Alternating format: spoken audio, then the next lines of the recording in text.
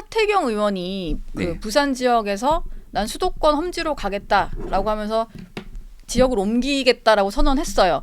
근데 아까 예를 들면서 설명하셨을 때 이명박 정부에는 이상득이라는 존재가 있었습니다. 이 사람이 불출마했을 때 파급력이 엄청났잖아요. 그렇죠. 그러면 지금 이제 윤석열 정부에 지금 인요한 혁신이가 던진 안에서 누가 불출마를 해야 그 정도 파급력이 있는 거예요? 사람을 딱 찍어서 얘기하면 너무 그 사람에 대해서 예. 떠미는 듯한 모습이기 때문에 저희가 인요한 위원장이 말한 어제부터 약간 실명 토크를 하고 있는데 예. 인요한 위원장이 말한 멋진 모습이 나타나지 않는다. 그 사람의 멋짐을 지켜줘야 된다. 그럼요. 네. 그러니까 누군가가 계속 등 떠미듯이 하면 제가 그래서 이재명 대표를 얘기했던 게 네. 우리 혁신 다음에 이재명 대표를 향할 거라니까요.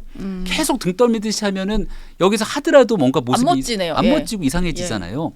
근데 지금은 어느 누구도 대한민국 정치권에서 선뜻 본인이 갖고 있는 기득권을 내려놓는 결단이 아무도 없는 거지 않습니까? 네. 근데 여기에 진짜 멋진 정치처럼 내가 당을 위해서 선당후사 정말 내가 백의종군하겠다 이런 모습을 누군가가 보일 거라고 전 보는데 그거를 사람 이름을 특정하는 순간 그 멋짐이 사라진다. 멋짐이 사라지니까 저도 조금 이제 전화를 해보면 실제로 고민하는 분들이 좀 있더라고요. 흔적이 있죠. 고민하는. 예, 고민하는 흔적이 있어요. 단칼에 안 끊어요. 예. 그리고 그 멋짐이랄까 타이밍에 있어서 예. 조금 이제 본인의 어떤 결단이 나올 때까지 좀 기다려주길 바라는 목소리는 있는 것 같아요. 근데 그럼 하나 좀 궁금한 게 이게 너무 또 시점이 떠서 왜 그 출마 선언이 그 불출마 선언이 이어지지 않냐, 왜 험지 출마 선언이 이어지지 않냐라는 압박이 올 수 있으니까 그러면은 이게 실제로 결단이 목소리가 나올 수 있는 시기가 어느 정도 돼야 되는 겁니까? 저는 그렇게 긴 시간이 필요하지는 않을 거라고 보는데요.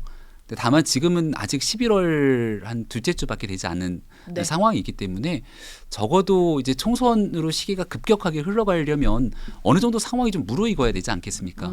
박정화 대변인이 굉장히 적절한 표현을 했다고 생각하는데 네. 아니, 밥을 하더라도 쌀도 씻고 뜸도 들이고 네. 이게 무르익는 시간들이 필요하잖아요. 그러니까 인요한 위원장이 이른바 쌀을 씻는 과정들을 처음 시작을 한 것이고 이제 좀 뜸도 들이고 하는 시간까지 뭐 올해 안에는 의미 있는 일들이 저는 충분하게 다 하나둘씩 순차적으로 일어날 거라고 뭐 생각을 합니다. 어제 보니까 기자들이 막 쫓아다니면서 김기현 대표한테도 인요한 위원장 전화 받으셨냐. 왜냐면 인요한 위원장이 내가 전화 돌리고 있다라고 하셨어요. 그래서 전화 네. 받고 있으니까 계속 질문을 했는데 말은 일단 아끼고는 있습니다. 근데 지금 인요한 위원장이 콕 집어서 얘기한 게 중진과 뭐 윤핵관이라고 불리는 이른바 친윤 핵심도 있지만 당 지도부 이런 얘기를 네. 하다 보니까 지금 최고위 분위기가 어떨지가 제가 좀 가늠이 안 돼서 아예 혁신이 얘기를 안 하는 분위기인가요? 아니면 이거에 대해서 좀 툭 터놓고 뭐 약간 이제 좀 논의를 해보는 네. 뭐 그런 분위기인가요? 어제 이제 최고위가 9시에 있었고 그 전에 사전 최고위가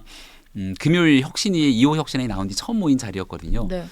그래서 아무도 혁신 얘기를 안 하는 것 같아서 아 그래요? 아니 왜냐하면 아젠다가 굉장히 많았거든요. 이제 김포 이슈가 워낙 컸기 때문에 네. 김포 문제를 이제 우리는 어떻게 가져갈 것인가. 또 공매도 이슈도 있고 지금 정책 주도권을 갖고 막 하니까 정책 이슈도 해야 있죠. 될 그 짧은 시간 안에 해야 될 얘기가 되게 많았거든요. 예. 당연히 하려고 했던 얘기겠습니다만은 일단은 정책 주도로 가고 있어서 혁신 얘기 제가 먼저 꺼냈습니다.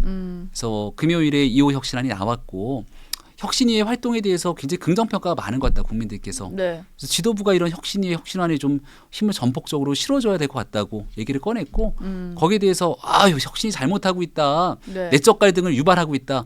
이렇게 비토의 목소리 내는 사람 단 한 명도 없었습니다. 아, 뭐 네. 거기에 대해서 겉으로 드러나게 말은 하지 않았지만 네. 김병민 최고가 우리가 혁신에 힘 실어줘야 된다 네. 이런 얘기했을 때도 거기에도 이견을 다는 사람은 없었습니다. 없었다. 예. 네. 그러면은 당 지도부 중에서도 예.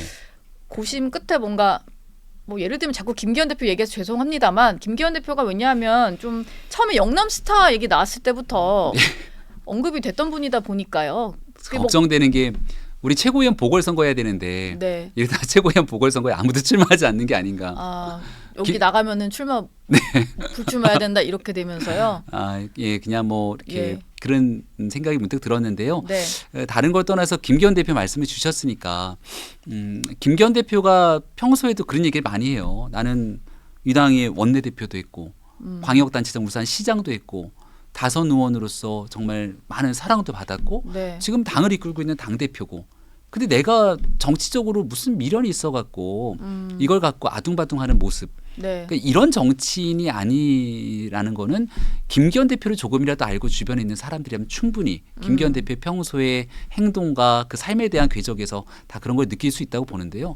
근데 그렇다고 갑자기 김기현 대표한테 많은 기자분들이 찾아가서 불출마하십니까 이렇게 물어보면 네. 이것도 되게 어색한 그림이고 장면이라고 봅니다. 그래서 김기현 대표는 지역에 출마할 수도 있겠죠. 네. 그리고 뭐 다른 여러 가지 선택지들을 갖고 있겠습니다만 그 모든 선택지 기준은 국민의힘 대표로 내년 총선을 과반 의석 이상 이끄는 것. 예. 이게 안 되면 김기현 대표에게는 어떤 정치적 의미도 없습니다. 그래서 그냥 그거를 나 잘 되겠다는 뭐 그런 걸로 결정할 사람은 아니다. 예, 예. 절대. 그래서 네. 그런 의미에서 당을 위한 길에 김기현 대표의 어떤 선택이 가장 최적의 결정인지에 대해서는 네. 아마 많은 고심들이 있겠죠.